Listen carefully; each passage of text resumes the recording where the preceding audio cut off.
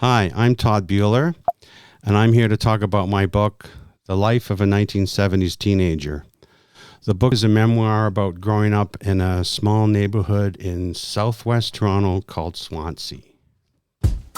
What up, Mike? I know Swansea. Toronto. I know Swansea so well, my youngest is going to play house league soccer at Rennie Park.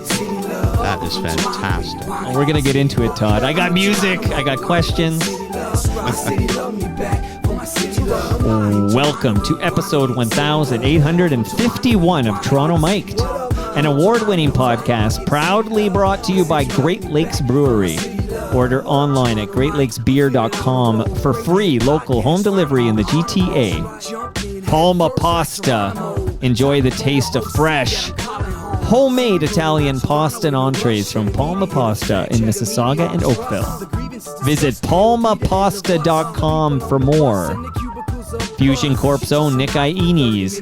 He's the host of Building Toronto Skyline and Building Success, two podcasts that you ought to listen to. RecycleMyElectronics.ca. Committing to our planet's future means properly recycling our electronics of the past. And Ridley Funeral Home, pillars of the community since 1921. Joining me today, making his Toronto Mic'd debut, he's going to tell me all about being a 1970s teenager in Swansea. It's Todd Bueler. Bueler. Todd, how you doing, buddy? Great, Mike. It's great to be here. How are you? Great to meet you. I'm setting up this episode by just saying to the listenership that I was a teenager in the 1990s, and I barely remember the 70s. Although I was around for more than half the 70s, I barely remember the 1970s. So you're going to help me fully appreciate and understand what it was like to be a teenager in the 1970s in a West Toronto neighborhood. It was glorious.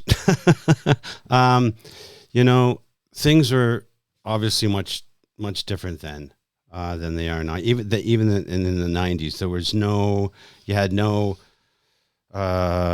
cell phone, no internet, no computer. All you had was a phone, and most people didn't even have an answering machine. Right. And it was, there was very little parental supervision. That thing about the lights going out, I don't know about that. When the lights come on. When the lights, you could go out with your buds, but when the lights came on, the street lights came on, that was the time you're supposed to go home. Yeah.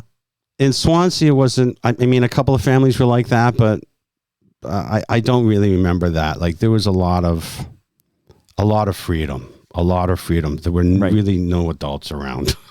Well, hey, so you're going to paint a picture for me of being a teenager in the 70s in Swansea.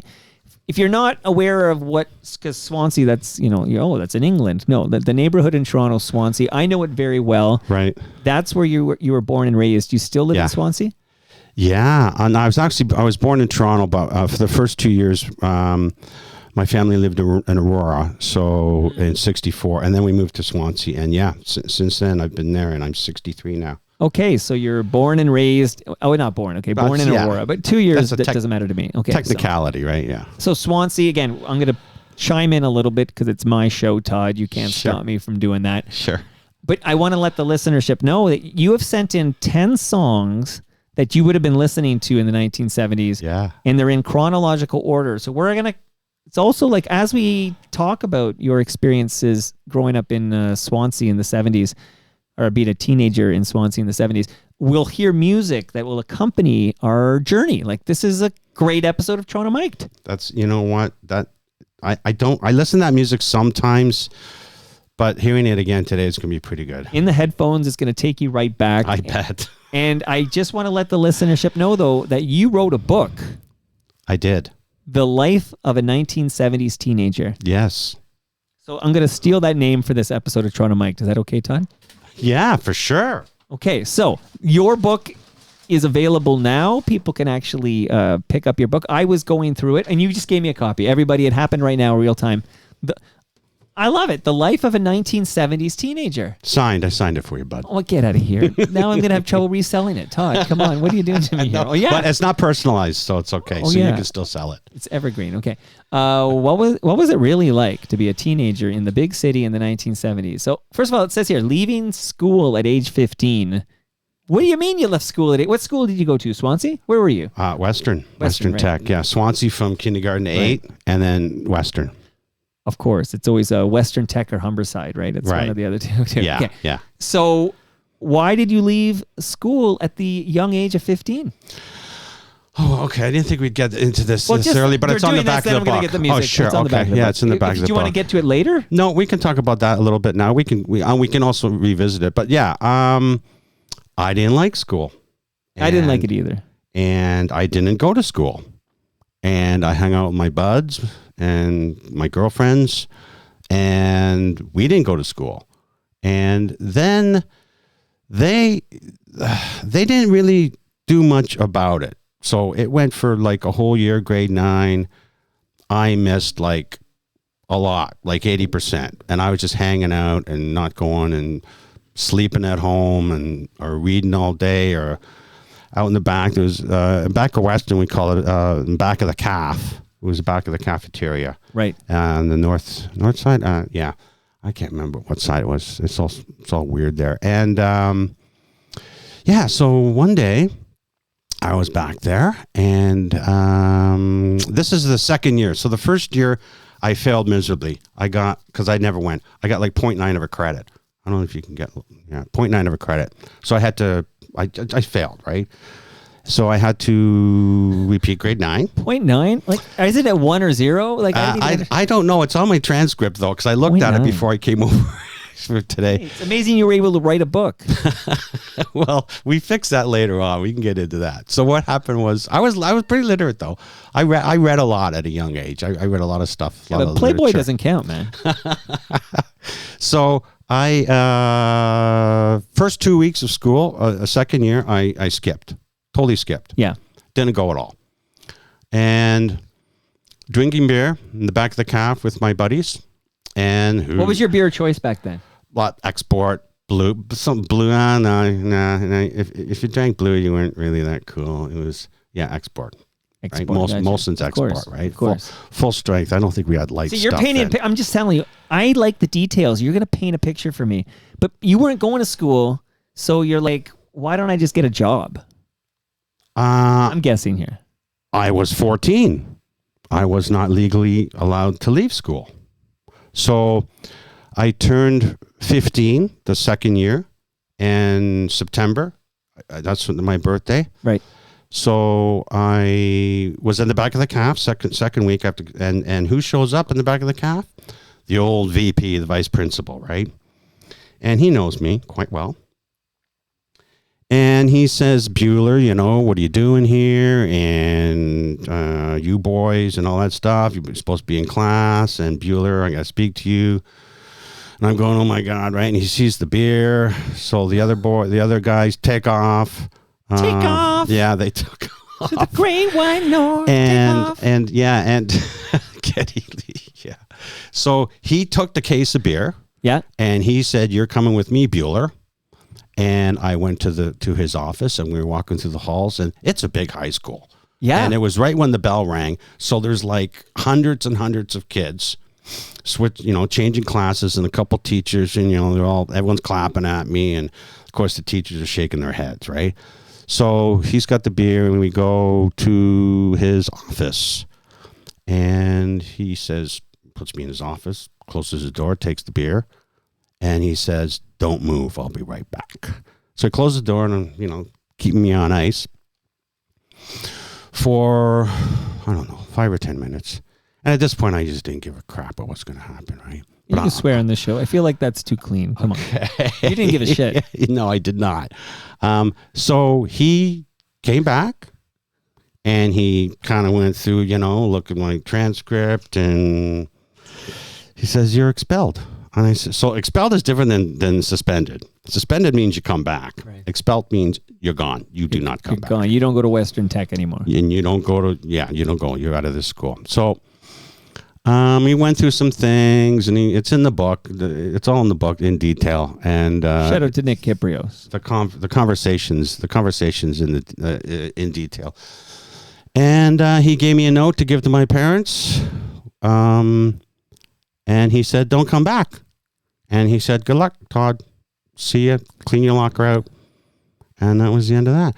And I never returned to school until I was an adult. After that, I went to work. A couple weeks later, got a job. I had to go to court, family court, with my mom because I was 15. You're not legally allowed to leave school until you're 16. Interesting. And I tell you, it was all just, whatever. You want to quit? That's fine. Wow, what a different time. The judge, my parents, everything. It was just, and no one ever... Good luck to you. Yeah, and no one ever told me. And I was just a boy, right? Yeah. Very immature. Yeah. And no one ever said, if you quit, life's going to be really difficult. You're going to be working. And what do you know? You're just a kid. Yeah. And you don't like school. So you're like, okay. Oh, 100%, right? I'm good with this. I'm good with this. I got my beer. I got my girl. Yep. Got a car. You got a car. You have a car. You have a girl. You have beer. Everything, right? You got it all. What else do you need, right? You got Rush and you got Geddy Lee. Triumph. Oh my God! 2/3 of Triumph FOTMs like you. Yeah, first concert I saw, Triumph, Maple Leaf Gardens, 1978. Man, were they? Oh, that just killed. They just killed. So that was it. So I went to work. And that's the school story. Okay, so some say that was the night the lights went out at Western Tech. I don't know if you've heard that before. I have not. Okay, so I'm sprinkling music in as we chat. This is a great song. So Great song. we're starting in what, 73 here? Yeah, this is 73. He was on his way home from Candletop. Been 2 weeks gone and he thought he'd stop at Webb's and have him a drink before he went home to her. Andy Wollo said hello, and he said hi, what's doing? Whoa, said sit down, I've got some bad news, it's gonna hurt.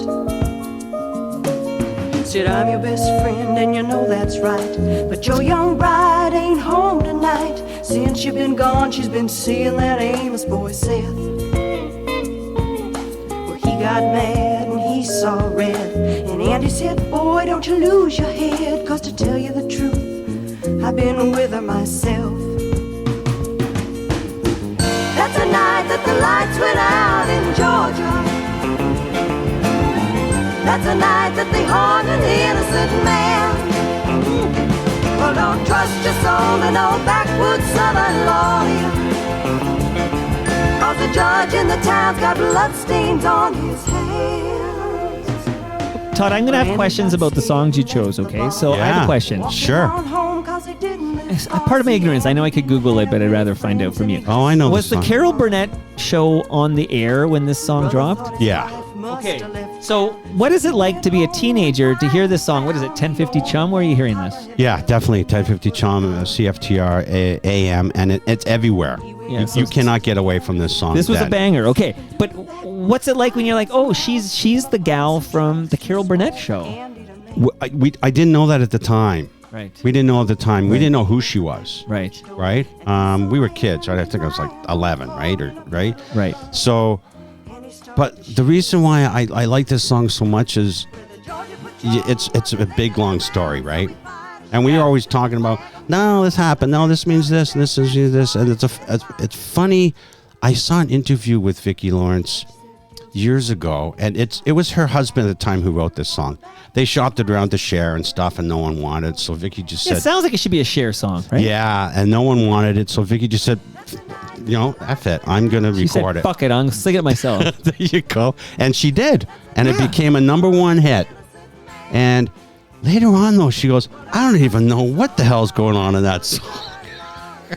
It's like, it's a story song. Sort of like, what's the guy who jumped off the Waxahachie Bridge or whatever. Who's it's like Billy Joe. Yeah, the Ode to Billy Joe. There which you is go. another Yeah. song where it's like, oh, we're telling a story here. It's Yeah. like, let me tell you about Billy Joe or whatever. But if you like, I know this on guitar and I can play it like on acoustic. But so you get to know it a little bit, and the story's straightforward. There's no ambiguity or anything. It's a great song. And then years later, she would become Mama from Mama's Family. Yeah. There's a mind blow for the Mama family heads out there. Yeah. So I'm going to ask you again. Yeah. How did you discover Toronto Mic'd? Oh, okay. Well, okay. You never know what I'm going to ask you. You got to be on your toes here. I'm on my toes, sir. It's a small world. Let's put it that way, okay? So I know Chris Higgins. Chris Higgins, episode 1834 of Toronto Mic'd. Chris Higgins is a fantastic writer and just an amazing historian. Yep. He's written 3 books so far, and he was on your podcast just a little while ago. Very recently. And he wrote the foreword to my book. Get out of here. Yeah. So did Chris tell you he was going to be on a podcast? Because we did an episode about the Humber River, which is, not too far from your stomping grounds there. Correct. No, he didn't. He, I talked to him, but I don't talk to him all the time. We are writing buddies, though. We talk about writing and all that stuff. And no, he just posted, and I just went, I said, he just posted. I said, oh, that's great. How do I get on there? Right. And he said, email him. I said, okay. Well, you know what? You said, what a great idea. And you got on. Like, you're here now. I am. Has that sunk in yet? Like, you're making your Toronto Mike debut, talking about growing up in Swansea in the 70s, and you got a book about it. Like, we're listening to jams. I have some fresh craft beer from Great Lakes Brewery for you. I love that beer. Do you want to crack one now? No. Okay, but you're taking that home with you? Yeah. Okay, I got a Palma pasta lasagna in my freezer for you. Love it. Like, this is happening now. I have a measuring tape from Ridley Funeral Home for you. I don't know what the hell that is. The measuring tape or the Ridley Funeral Home? The measuring tape. There you go. Look at that. That's fantastic. Like, this is happening. You're in the same club that Chris Higgins is in. You know what? I will never be in the same club as Chris Higgins, okay?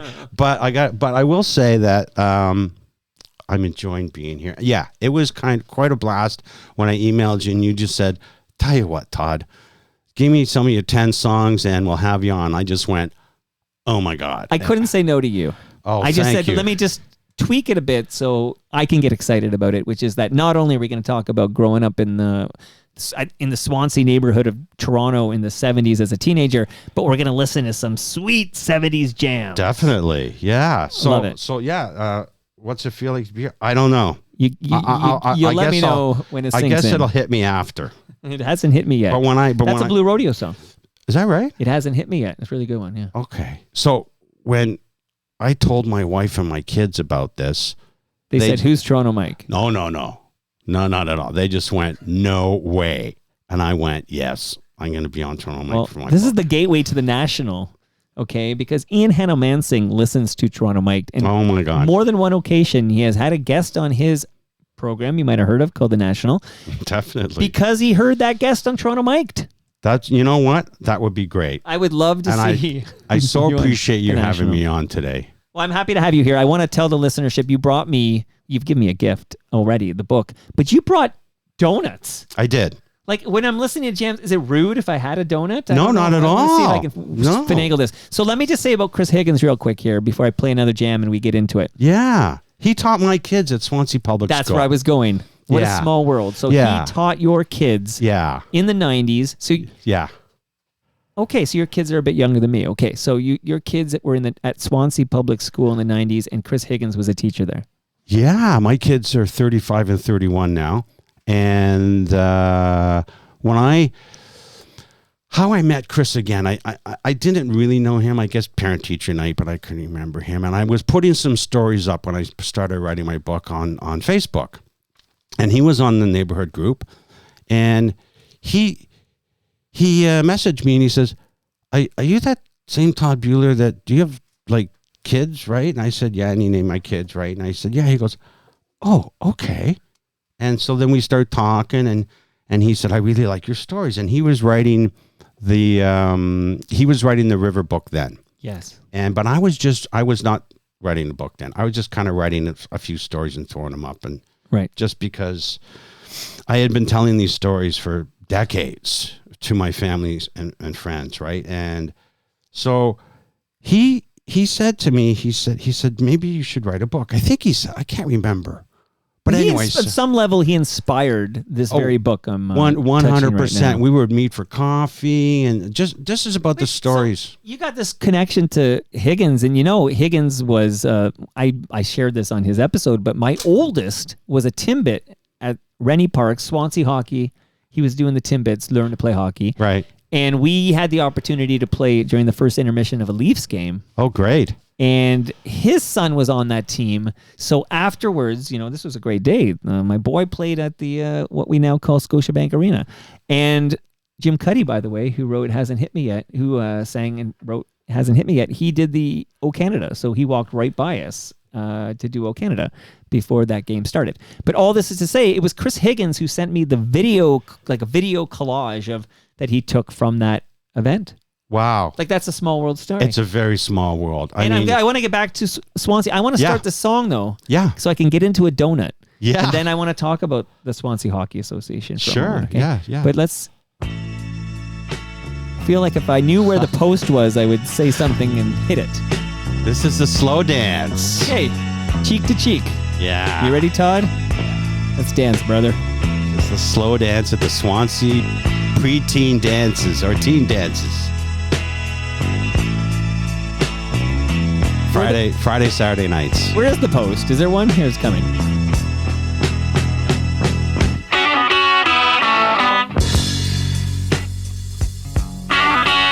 Well, here, let me bring it down so we can hear you better. Talk about the song while it plays. Like, I love just hearing, what is this song? Well, this is McCartney and Wings, right, off the album Band on the Run. And this song, they played this all the time, and they turned the lights down low on Friday and Saturday nights for the slow dances at the Swansea Rec Center on Lavinia. And we were like 11, 10, 12, right, 13, so you're preteens, and you got your best girl, and you get up and you dance close, right, in the dark. Like, were you allowed to put your fingertips on the derriere? It's not the 50s. it's the 70s. Lots of free love. Well, not at that age, but there was no issue with that stuff. No. So this is kind of it's a deep cut, right? Because you wouldn't hear this song on 1050 Chum, would you? No. You'd hear Band on the Run or whatever, but you wouldn't hear you wouldn't hear this one. What's this one called again? Let it roll. Let me roll it. Let's get the right title here. This is important stuff. This song is called Let Me Roll It. There you go. Is it about a jazz cigarette? What are you rolling here? I have no idea. Okay. I think it's a love story. I think he's talking to his girl. Okay. Do you want a donut, Todd, or do you need to focus on talking? Okay. No. So I'm going to eat a donut if you don't mind. No, go ahead. But you played in the same house league hockey league that I played in. Yeah. A couple of years before me, but you were in the early 70s. You're playing at Swansea, the Swansea House League hockey that I referenced quite a bit. It was at Rennie Park because that's where I played hockey. Yeah, I played for like Runnymede Hardware. Played for Super Test. Remember that old gas station? Played for Cecil Ward Men's Shop. All these. Jeez, that's a name that brings me back. I think when I went to Catholic school, and I think we might have had to get our uniform there. I'm not sure. You went to Catholic school? What? Michael Power? Well, so primary school. Oh. I'm at St. Pius. You went to St. Pius? Yeah. But before that, I was at St. Cecilia's. Okay, Cecilia up on a net. And then when it came time for high school, I went to the original location of Michael Power. I'm the last graduating class from the original Michael Power location. Did you have to stay till 4 o'clock? Like because when there Why am I staying till 4? Sorry. Because it's so rude. When I was in grade school, we had I had some friends who were Catholics, and they went to St. Pius, and they had to stay till 4 when we were getting out at 3:15. I don't remember what time we were dismissed. Like, I don't have a sense of what that time That was a big deal. It might have changed. Like, I'm going there in the 80s, but okay, that was a big deal for them, right? Because you know, when you're a kid, 45 minutes extra and all your buddies are, I'd go up to St. Pius and wait for them to come out to hang out, Well, right? it's possible we started later. Like, it all evened out, I'm sure. No, but okay, I didn't know no. this. I think because you guys had to have religious class or something, so you got extra See, stuff. you know what? I didn't choose to go there, but I was indoctrinated into this cult called Catholicism. I'm still rooting myself out of it. Good for you. But these I shouldn't have said that. No, it's fine. Good for me is right. So I got 4 kids, and none of them have been indoctrinated into the cult. So you had sisters though who taught you, right? So there were. They were to be honest, okay, by the time I get there, so I'm born in 74. Are they called habits? That's what they wear. They wear a habit, yeah. Right. But there weren't a lot left. Like, I think that was more older school, maybe when you were going. But I feel like most of the nuns were gone. Like, I had a nun, grade 2. My teacher was Sister Charlotte. Okay. She was a big Gretzky head. Like, I think she was from Edmonton, but she was a huge Oilers fan. The Oilers were really, really good, as you remember, in the early 80s. Oh, yeah. And she would wear like lots of Oilers stuff. And yeah, I thought it was kind of neat that there's a nun. And by the way, at that point, they weren't wearing the habits anymore. Like, she would dress like a normal person. But did you not have religious class? I think we definitely, I don't know what you would call it. We took religion. We took religion. That was part of the deal. Like, we had to learn about the sacraments, and then we had to get First Communion was a thing in grade 2. I have no idea what that means. I have no idea what Confirmation? you're talking about. I don't know what that means. It's gonna be in my book. That's okay. Yeah, good. The title of my book, Lapsed Catholic. Yeah. I'm gonna detail all this. But it's interesting you played in the same house league as me. Yeah. And because I thoroughly enjoyed, I mean, looking back now, it's like, we had to play outdoors. So, Yeah. We had to stop when Mother Nature decided that ice was going to be, we did not stop. We played like minus 100. That's too bad. No, I meant the other way. What do you mean the other way? Well, let's say it's March.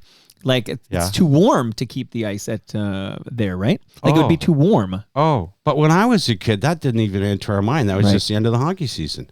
Of course, I guess nowadays it's just like I think if anyone played at George Bell, right? My oldest moved from Swansea to George Bell. Right. So I think if you played at George Bell back then, I mean, you were like a rich kid or something. Because you could play inside. Yeah. Well, the thing is, you started in like October, and then you got to go through April. It was a much longer season, and that's why I think my boys switched over. But I have great experiences, great memories of me playing at Swansea. I wanted my kids to play at Swansea, but yeah, they moved indoors to George Bell. The rest is history. But it was a lot colder in the 70s. And so maybe it went a little longer, but I just remember coming home with, not frostbite, but just really cold toes, man.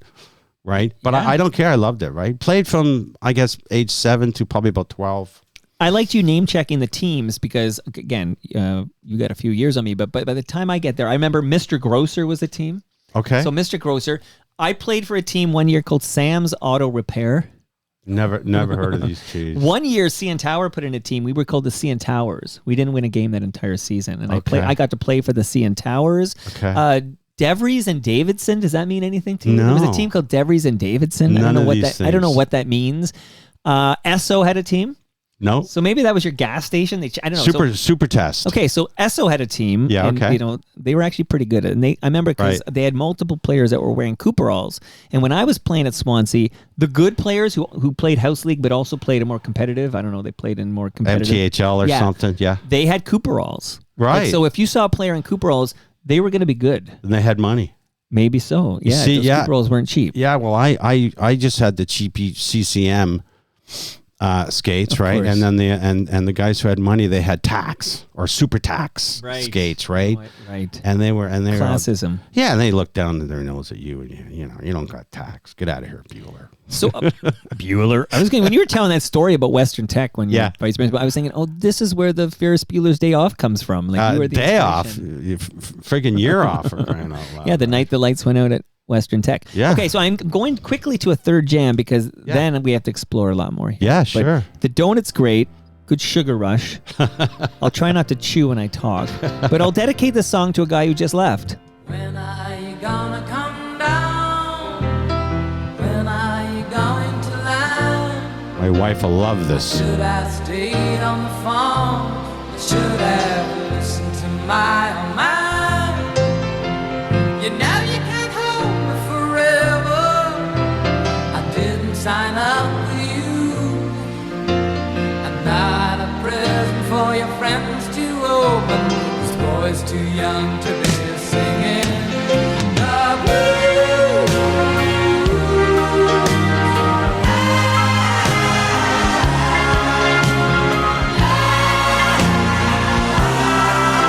So goodbye, yellow brick road, where the dogs of society howl. You can't plant me in your penthouse. Breaking news, breaking news. I'm getting another gift. Maybe I'll get a gift every jam here. This is a coffee mug, The Life of a 1970s Teenager. You're smart because I'm going to put this somewhere in the studio and it's going to Great. get referenced a million times. Fantastic. You're a smart guy. So I mentioned I'm dedicating this Elton John jam to a guy who just left because to tell the listenership the behind the scenes tale as I peel back the curtain, we're recording at 2 p.m. on Tuesday, February 17th. And I just finished Toast with Rob Bruce and Bob Willett, and they literally left at like 1 p.m. So I think I went upstairs, I posted that episode, and then I came right back here to kick out some jams with you. But thank you for this coffee cup. You're very welcome. Enjoy. When you were telling me small world stuff, and you said, "Hey, I'm friends with Chris Higgins," and Right. we talked about that. Yeah. Yeah. I was wondering if there's any other FOTMs that you're personally connected to. 100%. Like these guys have, these people have been on your podcast. Although one, I don't think I know. One is so it's Bob Makowitz Jr. Yes. Who you've had on. Absolutely. Great guy. And I went to night school with him in I think it's like 88, summer of 88. So I would have been about 25 then, and I guess he would have been 18. And we were I think we were taking American history.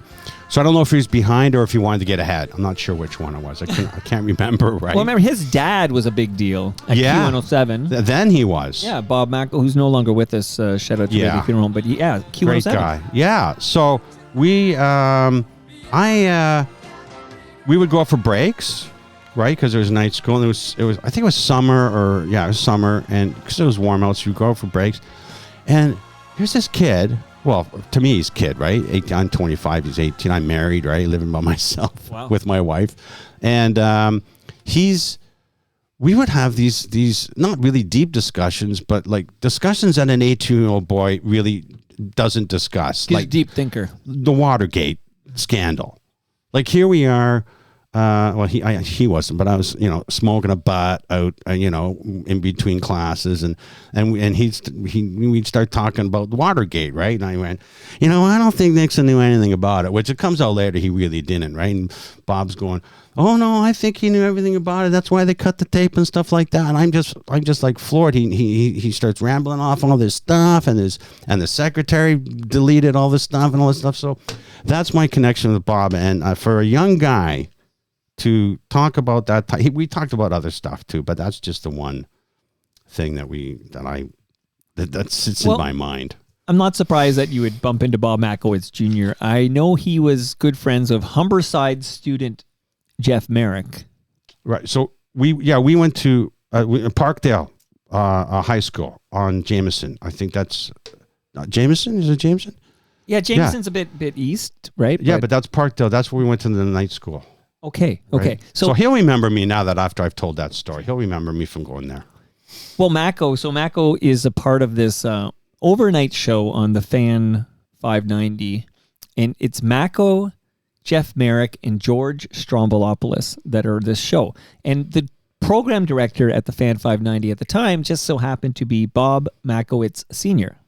So all the pieces kind of come together, and this is where they all cut their teeth. Like, Merrick goes on to have a hell of a career. Strombo goes on to have a hell of a career. Mako had a great career, still working with Strombo. Just kind of wild to all these cats kind of come out of that scene. Yeah, and the more Small World. What else? Yeah, I love Small World. I know a guy. I talked to him this morning. Oh, okay. Okay, I produce his show, but you had a neighbor or somebody was living next to your home in the I did summer of 1990. Yeah, Bob Glassman.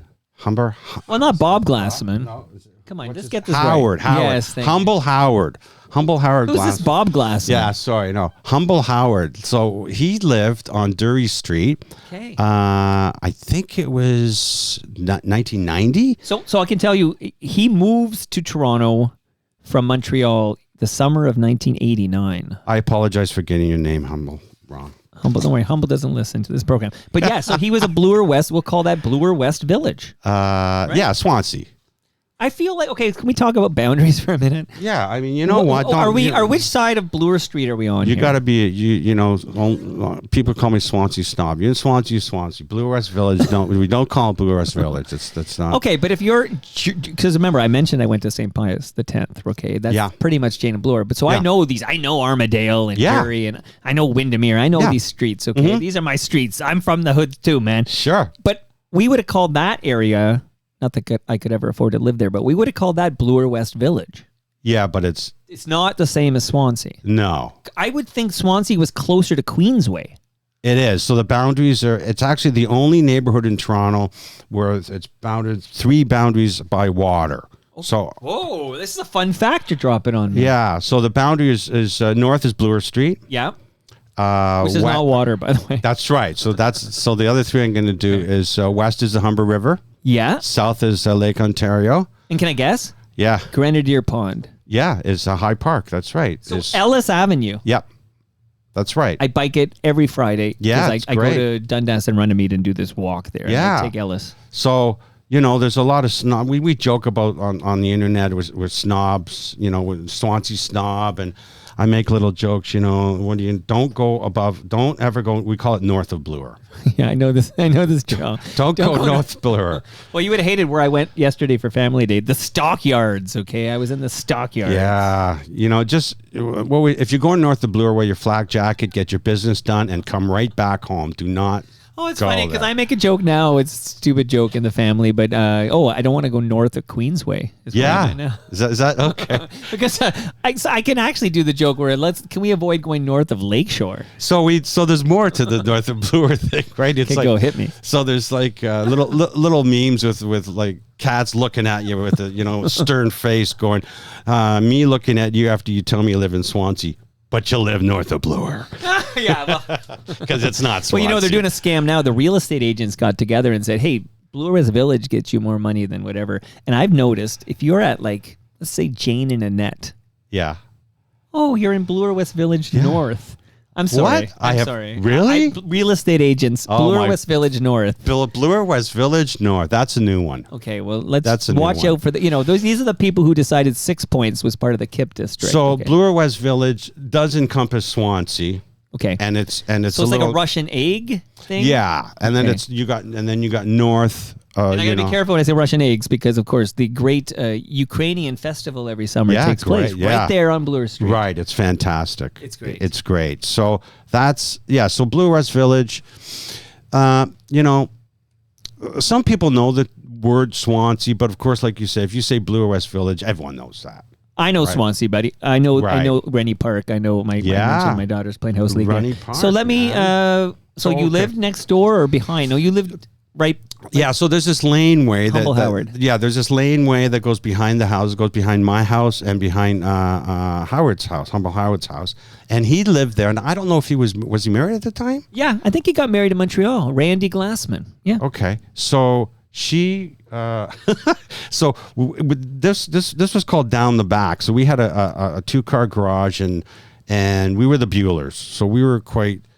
Is it infamous or famous? I don't know. Infamous. It's infamous. Nasty, bad stuff going on. It wasn't bad. It was 70s bad. Drinking, playing loud music, drinking beer. Notorious, maybe. Oh, okay, yeah, and changing out V8 engines, okay, in old '67 Camaros, okay. Gotcha. So we would do that a lot, and Howard would you called him Bob, then you called him Mike. Yeah. So Howard would come out of his house to the laneway, and he'd come and talk to us.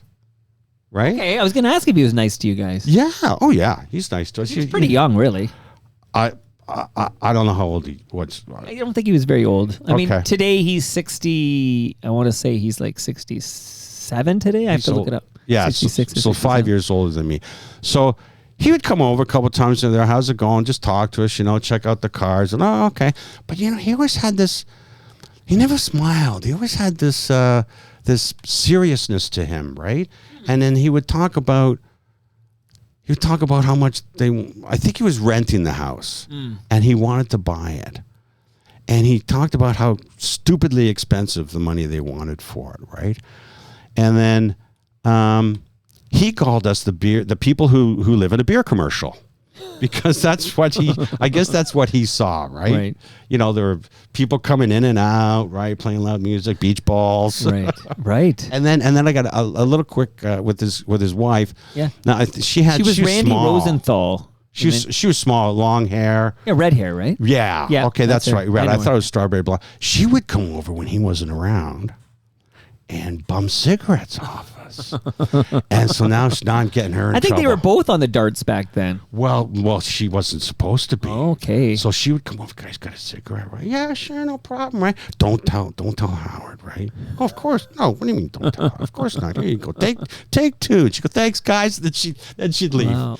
Okay, listen, you're delivering the real talk in this episode, Todd. I'm loving it. Now, there was an episode recently of Toronto Mike. I think it might win me a Pulitzer, but it was a deep dive into the history of consumers distributing. Yeah. What do you know about consumers distributing? So I don't know Lorraine, right? She's Right. So you listened to this. I did. It's great. Yeah, Lorraine was great. She is fantastic. Summerfeld, I believe. And she's a writer, right? She writes too. She writes about cars and stuff, and she writes about it. Right. So she told the story all about working at 6 Points, right? 6 Points Consumer Distributing, and how the guys in the back would just throw all the stuff into the dumpster, and then I guess they or their buddies would come back and get it later, right? And I'm guessing to sell it, right? Good guess. Now here's the thing. When I heard that, I went, you know what? I know 3 guys from Swansea who worked at 6 Points Consumers like in 1979, 78, 79, 80. And they must have been doing that. Do you still know these guys? No, one of them's passed. Oh, I'm sorry and to the hear other that. 2, one still lives in Swansea, and the other one I don't know where he is. Well, that one guy sounds like if we can track that guy down, if you can confirm the statute of limitations has expired. I'm okay? sure it has. I'm still doing research into this. I am not going to name these guys, but they were 2 years older than me.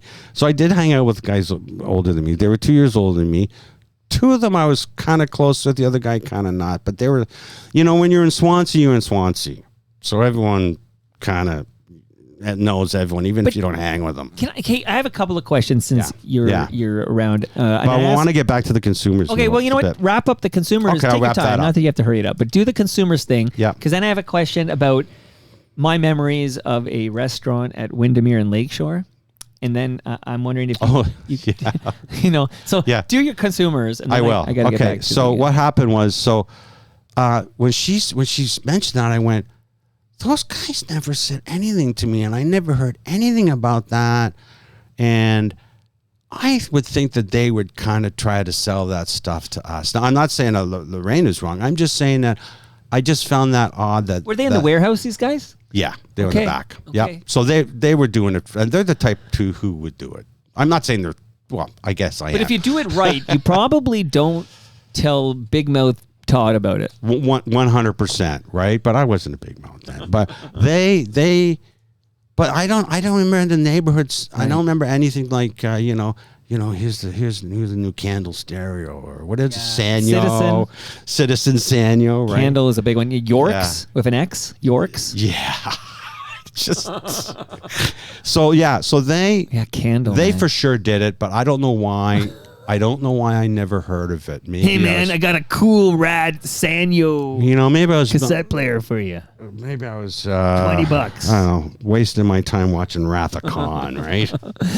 So from the song, right?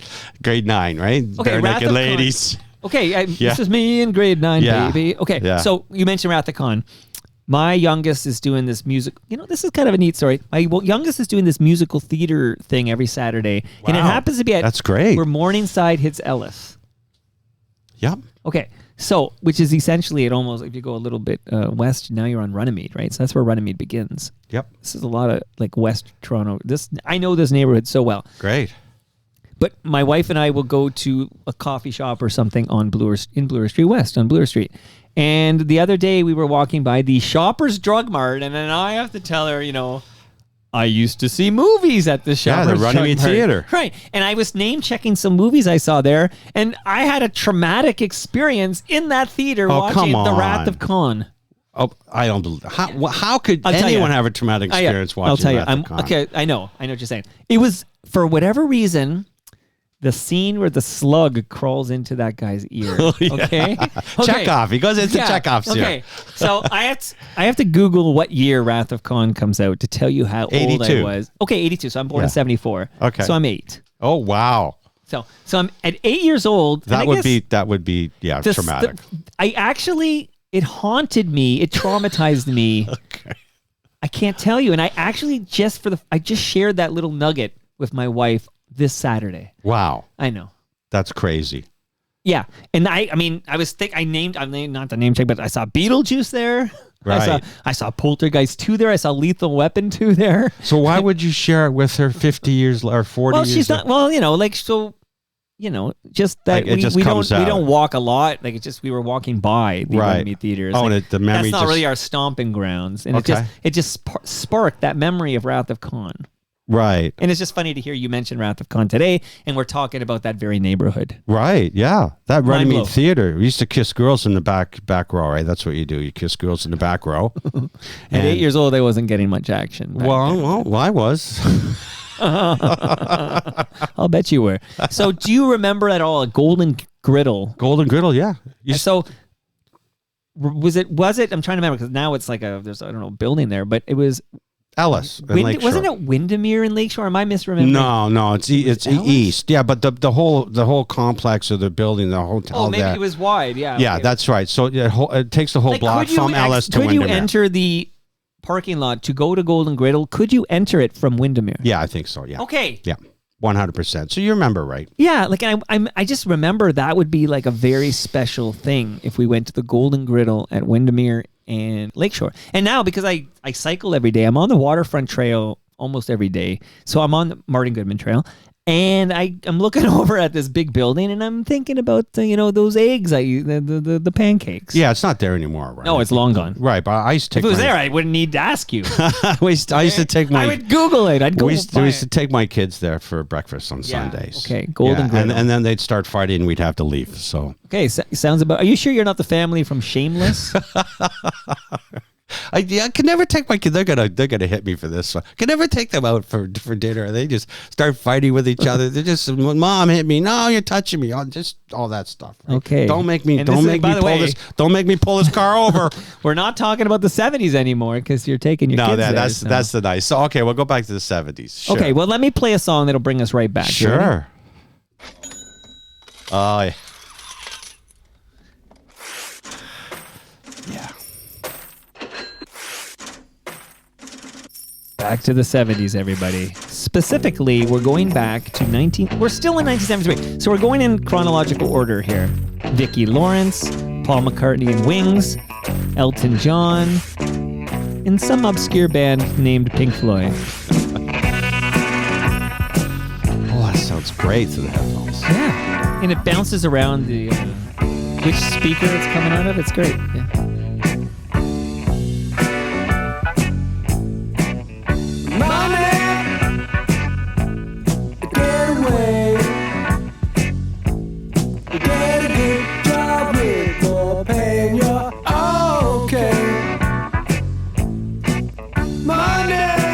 Tell me about Pink Floyd. I first heard this song in Frank Master's house in his bedroom. They were the Catholic family who lived up the street. Their dad was a cop. 6 kids. Was the station on Mavity? Do you Yeah, remember? 11th Division was on Mavity. Yeah. I don't think he worked. I don't think the That dad. station's long gone too. Yeah, not long. Well, not long, but go on. 5 years, maybe. Okay. Maybe. Yeah. There's an FOTM who lives across the street, so shout out to Alan Zweig. Okay, so I was 14, and I had never, and this had already been out for a bit. But I'd never heard it. I was still teeny bopper listening to Michael Jackson and Top 40, right? Well, they weren't playing this on CFTR or Chum. Right. So I went in. I was looking, 6 kids, three boys, 3 girls, and a couple of them were in my age group. And so I went up there one day, and I was looking for one of the brothers, and wasn't there. And Frank just said, "Bueler, come up to my room. I want you to hear something." And I just went, "What? What are you talking about, Frank?" You know, Frank's a couple of years older than me, but I knew him. So we go up there, and I said, "Okay." And he pulls out this album with a prism on it. I had never seen it before. I had no idea what it was. And he drops the needle on this thing, this beautiful black vinyl, and the music just starts to envelop you, man. And after that, I saved up some money, went and bought the album from Sam the Record Man on Bueler. Oh yeah, near Jane, right? Right on, yep. I used to go there too. And I got it home, and I played it on my brother's stereo in his room when he wasn't around, because you don't do that, right? You get your crap beat out of you by your older brother. So I did it when he wasn't around, and after that, I stopped listening to Top 40, and I started listening to this. That was an awakening. Epiphany, awakening. Yeah. That's it. And it's like, that's it, man. This is the stuff. This is for me now, right? This is rock and roll. You can't chew bubble gum when you've been so nourished. This is serious music, right? Yeah. That's what it is. So if you wanted to hear this on the radio in Toronto, would Chum FM play it? Yeah, definitely. 104.5? Yeah, but we weren't listening to that then, right? What about Q, though? Would Q play this? Yeah, for sure. Yeah. Wow. You know what you're doing? And I thank you for this, because you're painting a brilliant picture of being a teenager in the 70s in the neighborhoods I know. Like, this is fantastic. It's great. It's great to talk to someone who knows the neighborhood well. In that Chris Higgins episode, which is a good companion because we go deep into the Humber River. So, right. We talk about, because, I like to kayak it and I bike the trail. Yeah. In one of that bike ride I do up to Stephen Drive or whatnot, I got to go by the, what I call, and I know. Stonegate. Yes. You got it. Stonegate. Yeah. I got a it's where Barry Road. Yeah. Stephen Drive. Yeah. You come out because on your way there from the Humber River, you're going to pass what looks like a flying saucer. That's right. The Oculus. The Oculus. That's right. What do you know about the Oculus? So we had no idea that it was called that. I still don't even know what that word means. We called it the Mexican hat. Oh. Okay. So we would go there when we were 11, 12 years old on our skateboards, and you could climb up on top of this Oculus thing, and we skateboarded inside it, on top of it. Yeah. I can see it. I can't believe you did that because it sounds very dangerous. Well, there's this giant hole in the middle of it. Yeah. So you got to be careful not to skateboard into the hole, right? So we would do that, and this sounds like a suicide mission. well, when you're a kid, you. So a lot of the dumb times, shit. a lot of the times the board would go flying into the hole. Then your friends would start laughing at you. What a goof you are, Bueller, right? And then you'd have to climb down, get your board, climb back up. So that's my that's Well, my, I'm glad because once in a while the graffiti artists get to that thing. there was not like Nothing that. like that back no, then. It was clean, right? And we also And I think it was, by the way, I'll point out, in the 90s when I would go by that, it was also clean. So I Okay, think the good. graffiti thing is like a 2000s phenomenon. it's maybe. too bad because it looks just great clean, right? But they do clean it up, and I think it's clean right now, to be honest. I was by it the other Yeah. day. But I love it. It's like a monument. It's a touch point when is. when you're doing this route here. We used to ride our dirt bikes there too, right? Our little Honda mini trails, and I think I had a 125 Suzuki. That thing climbed trees, right? We used to just just open it up, right? And then the cops couldn't get you, right? They're not coming in on Harleys or their cars in there, right? So Right. So yeah, we used to do that. Yep. Okay. Definitely. There's some good wildlife you can spot in that area there. You can find deer there quite a bit. Did you know that? I did. I never saw any when we were a kid, but we didn't pay attention. You weren't there for the deer. No, we were there to just... You were there for the tail, not the deer. Yeah, just to, I don't know, do things you're not supposed to be doing as a kid. Shout out to Patio Chair. Feel like that's a new handle. So patio chair, if I would know you by another name, let me know. But patio chair was a 1970s Etobicoke teen. And patio chair is watching our live stream here. And Hey Ref was a 1970s North York teen. So I think your stories are... you don't have to be a Swansea guy to appreciate your stories. Like, it's just fun to hear. This is what it was like growing up in Toronto in the 1970s. So I'm actually going right into the next song, and then I have some very specific questions about neighborhoods closer to where I live now. Sure.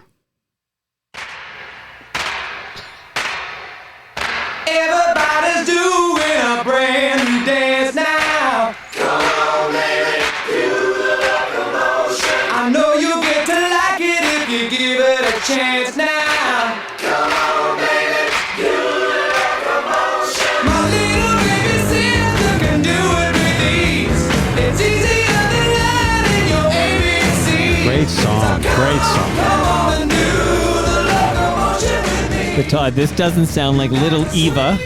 This is the best version too, right? This is at the Swansea dances too, right? I think the best version is the version you hear when you're a teenager. 100%. You're right. You know, Because I remember growing up as I think I was a teen. Kylie Minogue had a hit with this song, the Australian that pop name. star. Is that it was, right? It was a big hit.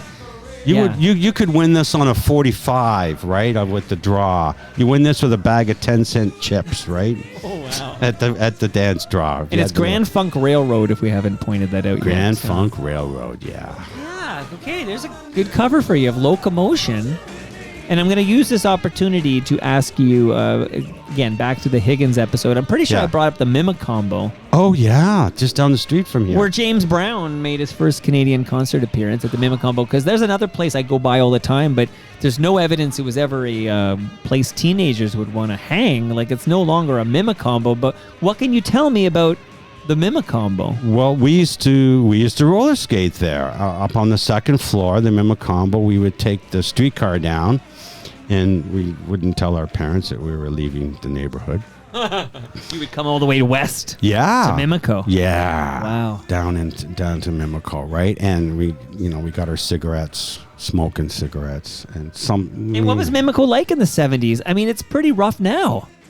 I don't remember. No, I don't remember any problems with that at all. Okay. So yeah. But you're a Swansea kid. You're like, Yeah. I know. I speak the language. Let's go. Yeah, we didn't. We really didn't leave Swansea too often. You know. Why would anyone want to leave Swansea? Yeah. So when you did leave, it was like you were on guard, right? Because it's not your turf, It's not man. your turf. Yeah. Right. That's wild. So we would skate up on the second floor, right? It was the second floor, and we would skate a wood floor. So what was the first floor? I have no idea. Okay. So the second floor was the roller skating rink. Yeah. Okay. Yeah. And when James Brown plays, is he playing that second floor, or is there something I have down no there? idea. Okay, because that's before. Okay. So we used to go. So we used to cause problems, right? And they had these guys called cruisers, and cruisers were like rink guards, right? Or is that what you call them? We used to call them rink finks, right?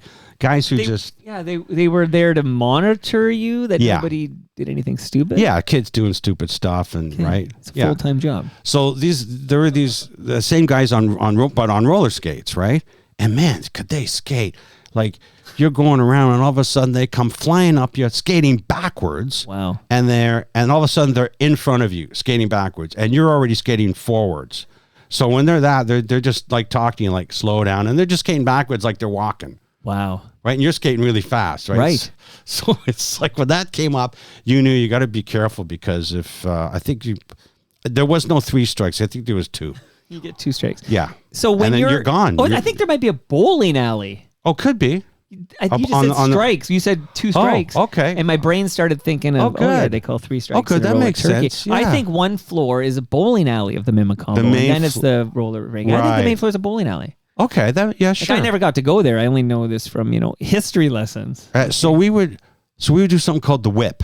Yeah. So the whip is you would get on roller skates. You would get like 5, 6, 7 people together, and you'd hold on to each other, and in a conga line, I guess, right? In line, in single file line. Oh, this is great Great Let it music. brew in the background Yeah, while you tell me the whip story. Yeah. So you'd skate around holding each other's hands or behind or waists or whatever, or arms actually, and then you'd go around and around and around. The faster you went, if you're near the end, right, the centrifugal force would just like throw you right into the boards, right? It's amazing. Yeah, and you immediately got kicked out for that if the ring guard, if the cruiser No whipping. saw you, yeah, you don't do the whip. I think Devo recorded a song about it. Whip it good. Whip it good. Devo, 1978. You know, it's funny because that guy is it? Who's the City TV guy who just left?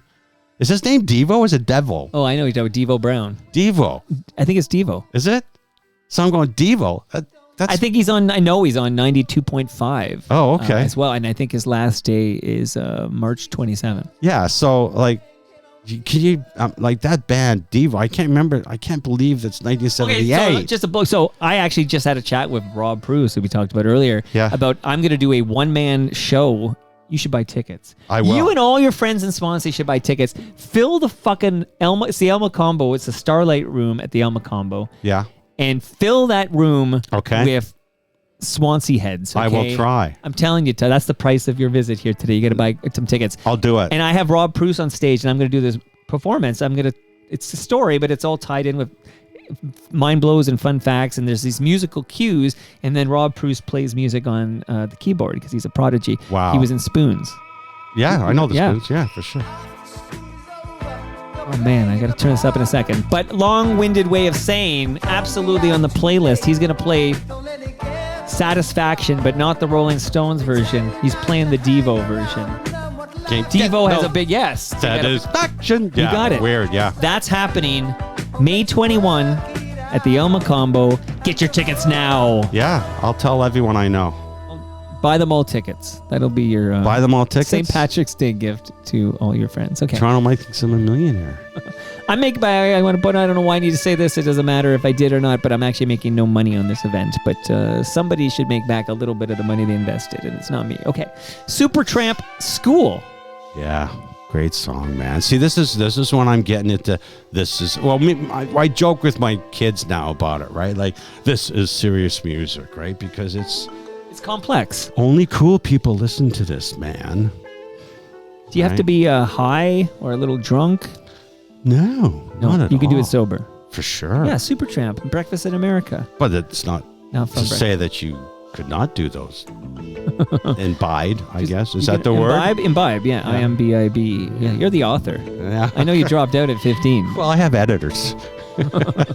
You don't pay them enough. I'm going to let this bang out for a bit, and then I want to ask you about the neighborhood west of Mimico. Yeah, sure. You can visualize what neighborhood that is. Yeah, I'm going to get Bruce on this. Listen to this piano. Wow. Hey, Todd, just drop by every, once or twice a week, and we'll just play songs from the 70s and just listen and react. You got it. No problem. Bring me donuts. I will bring donuts. I'll give you the Great Lakes beer. You bring me the donuts. Can I have another donut? Of course. Am I allowed to have two? Sounds like a deal. Beer for donuts. What do you remember about the neighborhood west of Mimico, which I affectionately refer to by its proper name, New Toronto? New Toronto. That's where we are now. We're in New Toronto. You're in New Toronto right now, my friend. Right. I lived here for a year. Which year?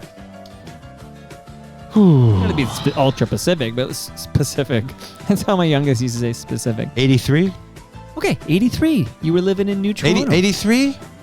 Were you working at Campbell's Soup? What was going on? No, I wasn't working at Goodyear? Campbell's Soup. Right across the street, though. I lived on Lake Crescent. Yeah. 21. So what was I? 83, 21. Yeah.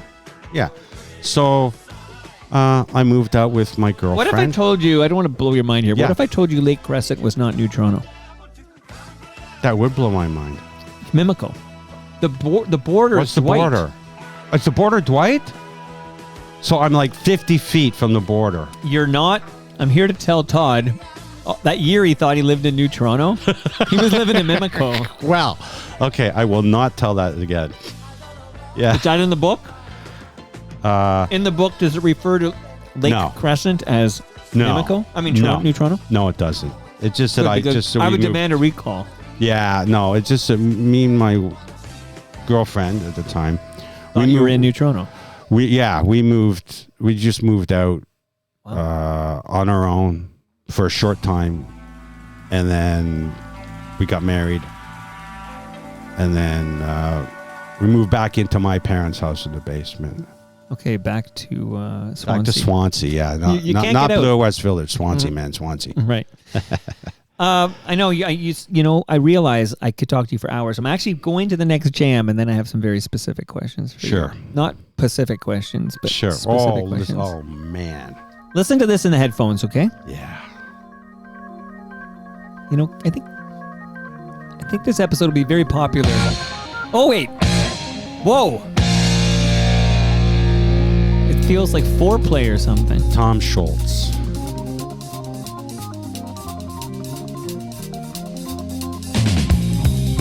Took him 6 years to write this song and record it, like 6 years.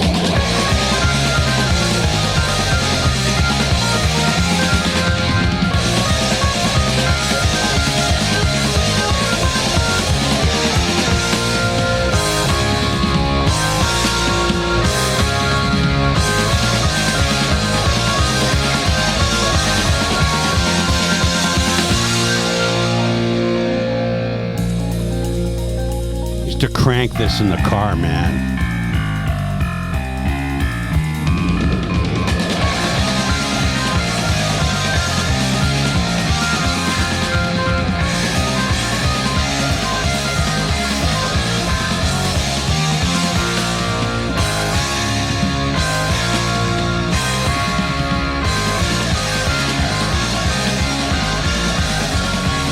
You can't hit the post of this song. Like, is there lyrics? Yeah. For a while, not for a while though. No, you can't hit the post in this song. It's too long. Right before you start talking, right? Before you could give all the NHL scores. Yeah, that's right. You could not. You got to explain to your listeners what hitting the post means. Well, you explain it to my listeners. If my listener doesn't know, they're not paying attention. You go. I'll explain it. You want now, or you want to listen to more music? Where's the you know what? I'll bring this down and you tell us, what do you mean? What do we mean when we talk about hitting the post? So DJs, what they used to do was hitting the post means they would talk over the beginning of the song and stop talking, finish their thought right when the lyrics start. And that is quite a skill to have. Really, really hard to do. It was harder back then in the 70s because there was no computer telling you where the post is. Do you know now if you're at a station? They tell you? Yeah. That's cheating, man. This song is epic. I'm not even familiar with this Boston song. This is called Foreplay Long Time. Yeah, it's off their first album. I know More Than a Feeling, and that's about it for me in Boston. Oh, man, you got to listen to this whole album. Oh, there's words. Here we go. Yeah. So this is actually probably the worst song, but maybe with a future song I'm going to kick out, You Could Hit the Post. Oh, I don't know if I'll be able to hit the post. So I'm not a DJ. You had, and I've been in radio stations. I never worked at one, but I've been in radio stations where the computer has got it all loaded up. It's all preloaded, so no one's sticking on a piece of vinyl or anything. So it has a countdown clock to where the posts are. That's and no good. Multiple posts in songs. No good. Like sometimes it'll be, this is the countdown to where the guitar kicks in. Or the drums or something. That's fake. And this is where the words come in. That's fake. Like you couldn't screw it up if you tried. I wouldn't do it. I would not use that. I'm just moving on. You'll forget about me after I've been gone. And I take what I find. I don't want no more. It's just outside of your front door. Woo! Ah, yeah. It's been such a long time. It's been such a long time. I love it. So 1976. Yeah. For this Boston Jam. You know, this song is in my book. We popped this 8-track just as we were getting away from the pool hustlers who wanted to kill us. Well, don't bury the lead. Go ahead. This song happens to be very, very long, so you have plenty of time to tell this story. Well, I'm not going to tell the whole story, but it's you got to get the book. But we were trying to hustle some older guys, and we did, and they came after us. Hold on, Todd. I'm in your book right now. Okay. There's a picture of your mom. Yeah. Wearing roller skates. Yeah. Your mom's a fox in this photo. Am I allowed to tell you that? Yeah, she's a good-looking woman. Yeah. Holy shit. Yeah, she's probably 18 there. 1949, I think, the year she got married. She was in the 70s. She was a Canadian Esquire champion, roller skating champion. Dance. Couples. And this shot is in Swansea. Yeah, that's Lavinia. Right. Yeah, that's on the left side is my childhood home, 85 Lavinia. And she trained at the Terrace down on Mutual Street. Right. Yeah. And sorry for interrupting, but I just opened up the book. Yeah. And it's funny, this crest, this Swansea Hockey League, 69-70, we had the same crest, except it would be like 82, 83 or whatever. And these crests are not from something I found on the internet. Those are my crests. I have them. Those are yours. Yeah, okay. they're mine. Yeah. I think all future Toronto Mic'd episodes will just be people telling me about their teenage years. Yeah, and this photo, okay, there's your 1974. So this photo of you at Swansea Hockey here, that's the year of my birth. Do you see where I am there? You're second from the right. Everybody knows that. You're 12 years old. On the bottom. I don't know. I can't. Is that Runnymede Hardware? Yeah. Yeah. Yeah. These photos are fantastic. Thank you. Yeah, I have those photos. I keep everything, man. My wife is constantly on me to get rid of stuff. I won't do it. You got a chapter called "The Joys of Having Children." Is that like making the babies or actually having the kid? You figure it out. I feel like there's a couple of minutes of joy having children. Yeah, that's just the book is about 75% my teenage years in the 70s, and you got a little bit in the front, right, and then you got a little bit on the back end, right, and probably into my 30s a little bit. So that's parts of the joys of having children, and when you read that, I'm sure you'll be able to relate. Anyone who's had a kid would be able to relate. They're on a reality drug, right? I'm going to say a name to you. Yeah. And tell me if I should know this name. Sure. If you should order me. Well, if I should know it. You'll Sure. know it because it's in your book. Okay. Cheryl LeDrew. Oh my God. Yeah. Yeah. So, Runny Park very well, right? Very well. So, and I'll be there every Wednesday night for many starting May 20th. Runny Terrace, right? Yeah. And then there's a little hill that goes into the park. Yep. Runny Terrace, right?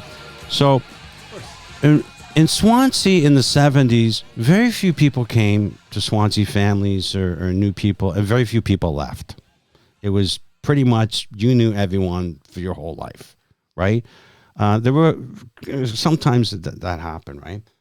And this family, the LeDrew family, was in Swansea, not a long time, 5 years, maybe 8, I think. I don't want to get that too wrong. I don't want to get up. Anyways, they were 6 kids too, just like the Masters family up the street. 6 kids, three girls, 3 boys. And they lived on Dury Street, just south of Bueler, so they lived in Swansea. And then they later moved over to Runnymede, just north of DeForest, so still Swansea. So they had left. And I say in my book something that a few people have told me that they really like this little thing that I say, that we all live within the confines of our own contradictions. So what does this mean, right? And it means a little bit about regret, but so when I was a teenager, it was all about being cool and cliquey. Is it cliquey or clicky?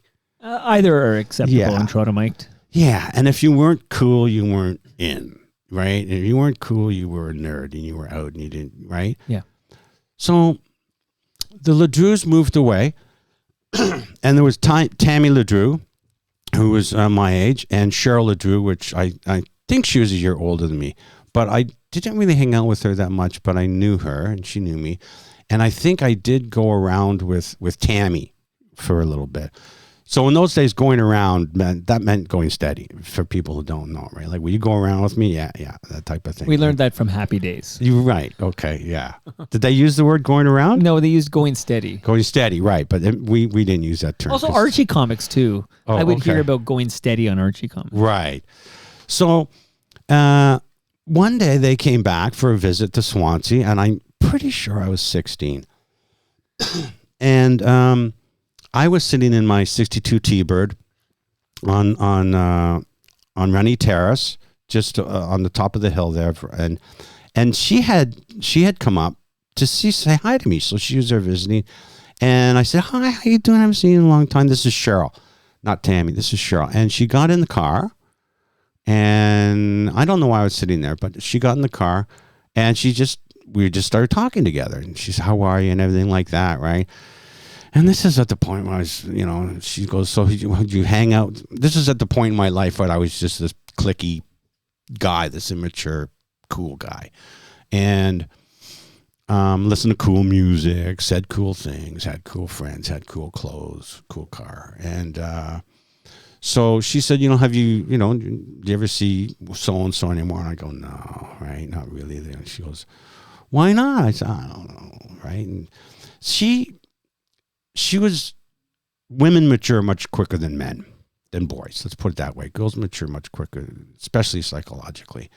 So I think she kind of knew why I wasn't seen. She asked me about other people, and I think she kind of knew why. And she just looked at me, and she just went, "Because they're not cool, right, Todd?" And she wasn't cool. She was like, knew that is it that important to you, Todd, that they're cool? And and she knew, right? So she was kind of telling me this, and I just went, "Yeah." And so she said she got to go, and she left, and I thought about that conversation. Yeah. And she was right.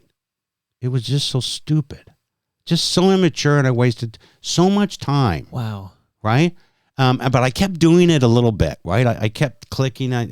So that's the confines of your own contradictions. Meaning, I knew that it was not right, but I kept doing it. So I was living a contradiction there, right? Morally, right? After she said that to me, right? She's smart. And that conversation stuck with you all these years. Yeah. It's amazing to have that connection with somebody and they say something that resonates. 100%. Yeah. I like to think every episode of Toronto Mike is affecting people in that very way.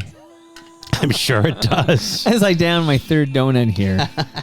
Yeah. So I that comes with regret, right? Right. I regret. That's deep thinking, It's not just, your book is not just, here's the stuff we did in the 70s in Swansea when I was a teenager. Yeah. It's a lot deeper than that. It is. Like on the surface, the book is just about me growing up in the 70s as a teenager, what I saw, what I did, what I experienced. But on a deeper level, it's really a philosophy book, right? And You're a philosopher. Well, from what I've experienced, right? And I talk a lot about in the book about things about how I lived my life, how I chose to live my life. And after she told me that, she said that to me. Well, she was telling me it's a waste what you're doing. But she didn't. She was so subtle and nice about it. She didn't want to offend me, but I got it. So after that, I kind of started getting out of that. I continued to do it a little bit, but I got out of it. So, a lot of people who have read the book have asked me, talked to me, or sent me messages and asked me if I've ever had regrets of all this stuff I did, right? Right. And I got to tell you, I have pretty much zero regrets in my life, right? You're like Frank Sinatra. Yeah. Regrets, you have a few, but too few to mention. Right? I would do it all again with a few, but that one thing, I regret being a stupid, immature, cliquey kid. And, You were only about 15 years old when this conversation Right. happens, right? Yeah, if you're 16, I think I might have been 16. Yeah, that's right.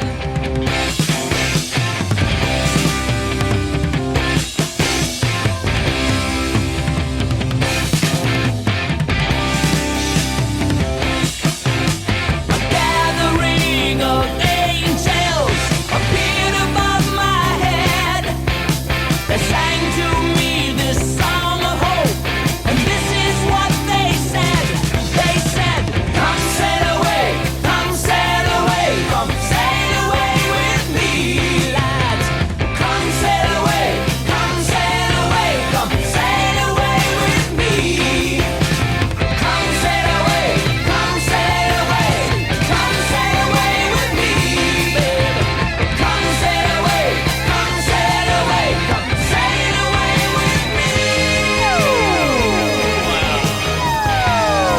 You know, when I hear music from the 70s, like you put together this playlist for me and we're kicking it out and I'm listening in the headphones, it sounds sort of like interplanetary, like spaceships, and it feels futuristic. There's a lot of that. Yeah, there is a lot of that.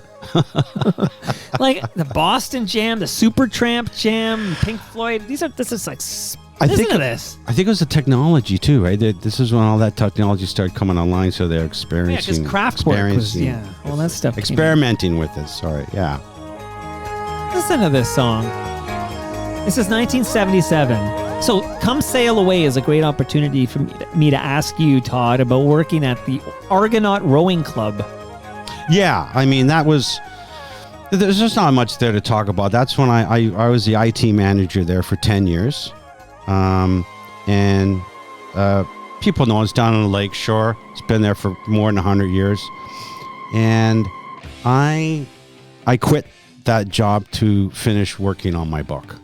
I was working on my book, I guess, for a year, and I needed more time to dedicate to it, because when I started the book, it was just a few stories, and then I decided I was going to write a book, and then when I started getting into it, I got, oh boy, this is a lot more than I thought. A lot, like as you write, you remember more. Yeah. So I left the Argonaut Rowing Club to become a writer, and I finished the book, published it. And it's all a very long route to finally become an FOTM. It was a long route, yeah. It was a long route, but the book is story driven. I don't know did I say that already? The book is very story driven, right? And there's a lot of fun stories in it. It's not all serious. There's a lot of laughs, a lot of chase scenes, a lot of cop chase scenes, there's no way a lot of James Bond type of stuff in the book, right? It's a lot of excitement. And then there's also a lot of, some funny stuff, some sad stuff. But it is story driven. So you can read like the table of contents, which one of them is one they like. I'm not getting in that trunk. People like the. You going to a drive-in? Yeah, no, it wasn't. It was at Parkland Cemetery. I go there often because it's a good biking spot, and Harold Ballard's in there.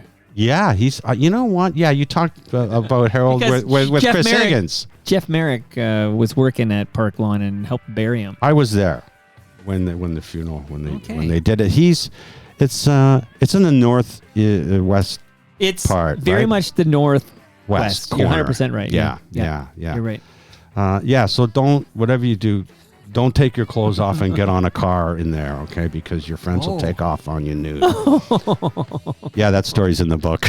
It's in the book. It's I'm just looking at a few of your ticket stubs from back in the day. Yeah. And I'll just let you know, I see 4 bands represented. I see 5, and I'm going to skip the Rolling Stones. Sure. And 3 of these 4 bands are FOTM bands. And let me explain. So you have Triumph. Yeah. A couple of members of Triumph have been on Toronto Mike. April Wine. Yeah. Miles Goodwin's been on Toronto Mike. The late, great Miles Goodwin. Great. Yeah. Just amazing. These people are amazing musicians. And I can tell you the current, not the guy you saw, but the current lead singer of Styx. Yeah. Do you know who it is? I do. I think his name is Larry. Larry Gowan. There you go. So Larry's been on the program. Yeah. Shout out to Gowan. And then you have the Cars. What's it like the seeing? Cars. What year is this? I don't know. It says 78. What's the? They never. You know, I noticed in a lot of these ticket It'll say stubs on is the you don't get calendar years. Like it's No, June there is. 14. Okay. No, oh there yeah, is. 78. Yeah, there's name. Yep. Oh, I see. It's just real small font here. Yeah. Okay. Yeah, that's my wife's Even with my ticket, yeah. readers, I can't see. I this never thing saw here. the cards. That's my wife's ticket. Oh, it's your wife's ticket. Yeah. I don't know why I didn't go with her to that concert. Come on. But the April Wine concert, that's Yeah. in the book. It's in the book. That's in the book, man. Have you ever seen Heart live? No. I would love to have seen Heart live. Quick Listen- question about your book here, if you don't mind me jumping Yeah, in there. sure, yeah. Okay, you use sayings in this book. Renegade, for example. Yeah. Renegade, not rebel. Not rebel. So No. what's the difference to you, renegade versus rebel? There's a difference. People use them interchangeably and they think they're synonymous, but they're not. They're completely different. So a rebel is someone who goes and tries to break the system, right? And just and is really against the system and is militant and gets in trouble. But a renegade just doesn't participate in the system, or just kind of sort of not a dropout, but just won't do what you're supposed to do. Not actively fight it, right? Not going out and fighting, just I'm not going to participate. So there's a big difference, and I was a renegade, not a rebel. I never rebel. I never tried to rebel. I never tried to shock adults, although that did happen on occasion, but it wasn't on purpose. It was just, I'm not doing it. I don't care. I don't want to do it. And just throw the consequences at me and we'll see how it goes. So Todd, here's what we're going to do. I'm going to roll out of this great Heart Jam Yeah. into another FOTM jam. So the singer, a member of this band, has been on Toronto Mic'd. And then we're going to do mop up before we say goodbye. Sure. This has been amazing. And anything, the hottest stuff that we haven't talked about that you want to share, it's all going underneath this song. Yeah, okay. So let's listen to Heart, Barracuda, and then an FOTM band.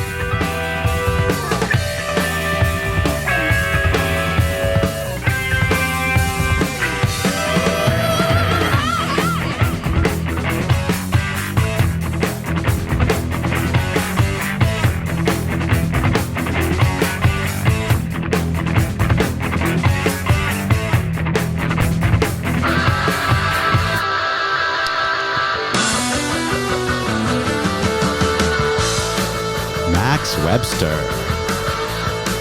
High class.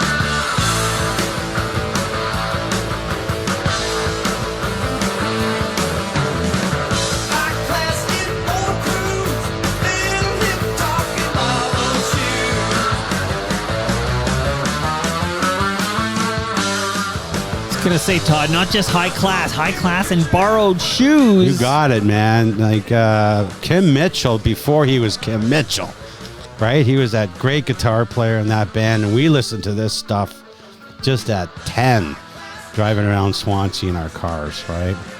I can picture it. I can just picture you guys driving around Swansea in your cars, listening to Max Webster. You're in 1977, baby. Yeah, for sure. So, you know, there's another saying in my book that's just, it's right at the beginning of the book. It's, the past is not dead. It lives in each and every one of us. So remember that, because, you know, when I write, this is when it all comes back to me. This is when it all comes back. All the details and the more I write, all the memory comes back. And that's how I wrote my book. Like when I was starting to write the book, when I said to my wife, I'm gonna write a book, she went, how are you gonna have enough material for a book? I said, I don't know, but I'm gonna do it. I know I'm gonna remember stuff. She goes, how much stuff happened to you, man? She's like, you can't read a book. How are you gonna write one? Yeah. So, there's that memory thing is just, that's how I remember when I'm writing. It just all comes back to me. Well, I'm very glad you wrote this book. Thanks. And I'm glad that Chris Higgins had you write me an email, because I'm glad we could hang out for, 90 minutes. It's been, Listen, these are 10 songs you chose, and I dug it, man. I just dug talking about the old neighborhood I still frequent, but just kind of neat to chew the fat about the old hood. And well, if you see me racing around in a car, you just point at your wife. That's that Todd Bueler, that crazy Todd Bueler kid. Remember I told you about that Todd Bueler kid? That's him. That's him. Amazing. I still need to so Swansea's not a neighborhood unto itself. There's micro neighborhoods. So micro neighborhoods. So, because I know Mimico's a neighborhood, New Toronto's a neighborhood, Long Branch is a neighborhood. But you're telling me that, Bloor West Village is a neighborhood and Swansea is a micro neighborhood? Swansea's a neighborhood, and inside of Swansea there are micro neighborhoods inside Swansea. Can you name some? Like, what are some micro neighborhoods inside Swansea? So you have the main grid. Yeah. So I coined all these terms in my book. No one's Right. really ever talked about this before, and I actually made the borders too, and it's in my book. Okay. So the main grid is where all the infrastructure is: the Swansea Rec Center, Yeah. the Rennie Park, the Swansea School, the fire hall. Mm-hmm. So that's all the main grid, and that's where the real snobs. Like, we're like DeForest. Yep. Bloor. You mentioned Ellis earlier, but Ellis, Runnymede, DeForest. Kennedy. Kennedy, of course. It's Kennedy to Windermere, Yep. and then from the school to Bloor. Oh God, That's the main grid. And if you're there, that's where the real Swansea snobs are. If anyone says you live out of there, that's not Swansea. Where do you live? I live down on Southport Street. That's not Swansea. my buddy Ed lived in Southport there. Yeah. So the other ones are of course Ellis, Yeah. right? Where some rich people live there. And then you have South Swansea, which would be the condos, Swansea Mews, Cohill Drive, right? Yep. And then you have over on the other side, you have South Kingsway, Of course. which goes up to Morningside. And then you have Armadale, which is east. It's west of Windermere, south of Bloor, and then it goes to South Kingsway. South Kingsway. Yeah, Right. and then you have Riverside Drive. Riverside's is separate. So all these neighborhoods are complete. They're different. Like when I was growing up, they still are now. I mean, you knew where people were different. There were different social economic things going on there, and they felt different. Each of those little micro neighborhoods felt different. Now, not everyone will agree with me. Everyone go, oh no, yeah, do we have to be so divisive and stuff like that, right? But it's just a fact. It wasn't divisive. That's just the way it is. And that brings us to the end of our 1,851st show. How can people get a copy of The Life of a 1970s Teenager? Well, it's you can get a signed copy at independent bookstore down on Queen Street called Book People on Queen. It's just east of Ronces. And, of course, you can get it online at that big store that starts with an A.